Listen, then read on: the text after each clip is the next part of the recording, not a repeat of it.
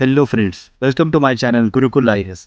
Today we will discuss about an innovation which will not only amaze you but will bring the revolution. This is Philobot. ये कोई आम robot नहीं है, ये एक 3D printing robot है. Let's dive deeper. आप लोगों को शायद पता होगा या ना भी हो तो मैं बताता हूँ. रोबोटिक्स की दुनिया में इंजीनियर अगर किसी चीज़ पे सबसे ज़्यादा फोकस करते हैं तो वो है continuous improvement in movement of robots और इट्स मोशन. आज रोबोटिक्स की दुनिया में कई तरह के रोबोट्स हैं जो ह्यूमन की तरह वॉक कर सकते हैं और व्हील्स लगा दो तो कार बन जाएंगे या फिर एनिमल्स की तरह दौड़ सकते हैं. लेकिन इन रोबोट में एक वीकनेस है. They are generally not able to traverse complex and days 3D places. मतलब वे आमतौर पर जटिल और घने 3D स्थानों को पार करने में सक्षम नहीं होते हैं. फिलोबॉट एक ऐसा रोबोट है जो इस वीकनेस को ओवरकम करेगा. Let's see how. आप लोगों ने कई सारे ट्रीज देखे होंगे, लाइक फॉर एग्जांपल बरगद का पेड़ या पीपल का पेड़ या कोई और पेड़. उसकी जो बेल होती है और in English we call it vine और क्रीपर्स, वो पेड़ पे जिस तरह से ग्रो होती है उसी बेसिस पे बिल्ड किया गया है इस रोबोट को. लेकिन ये रोबोट वाइन्स की तरह कैसे ग्रो करेगा? जनरली वाइन्स के ट्री पे ग्रो होने के लिए कुछ फिनोमिनन वर्क करते हैं, like phototropism means towards the light, scototropism means away from light, gravitational force of an earth and other natural and biological behaviour जो कि हेल्प करते हैं वाइस को पेड़ पे सारी रुकावटें पार करके ट्रीज के सारे कोनों में जाके ऊपर तक ग्रो होने के लिए. तो इस रोबोट में कुछ ऐसे सेंसर्स लगाए गए हैं जो वाइस की यही ग्रो होने की प्रोसेस को रेप्लिकेट करेगा.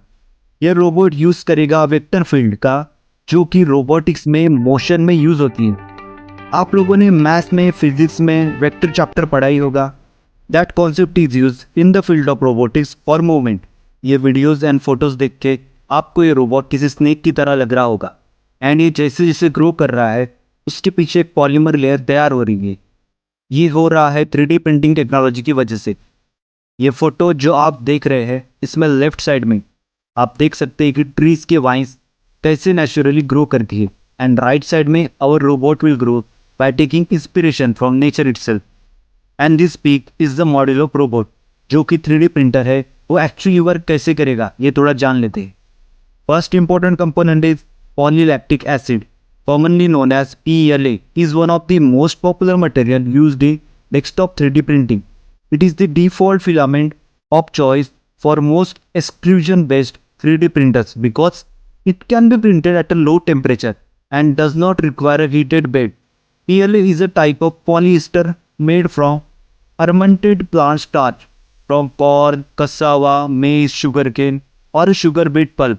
नीचे राउंड वाला जो सेलोटेप जैसा दिख रहा है वह होगा PLA.